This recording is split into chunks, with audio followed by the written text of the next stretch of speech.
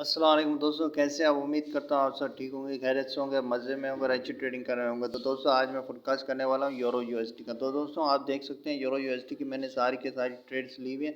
ये सारी की सारी ट्रेड्स सेल की हैं। तो दोस्तों आपसे भी गुजारिश है कि अगर आपने प्रॉफिट अर्न करना है तो भाई यूरो यूएसडी को सेल ही करना है और कुछ ज़्यादा उल्टा सीधा काम नहीं करना है। सेल कीजिए और प्रॉफिट अर्न कीजिए। अगर आपने बाय करना होगा ना तो भाई आपको नुकसान ही होगा। देखिए मेरा जो मैं आपको अपना टीपी बता देता हूँ दोस्तों, और मेरा टीपी क्या है। तो दोस्तों लेकिन मैं टीपी बताने से पहले ये आपको बता दूं कि दोस्तों ये है जो है चार्ट जो है वो 1 आवर का चार्ट है। तो 1 आवर के चार्ट में आप बाय कीजिएगा, सॉरी सेल कीजिएगा, इसको बाय मत कीजिएगा। मेरा टीपी आपको ये दिख रहा होगा यहीं पे 1.12 और 330, 1.12 330, 3.12 330।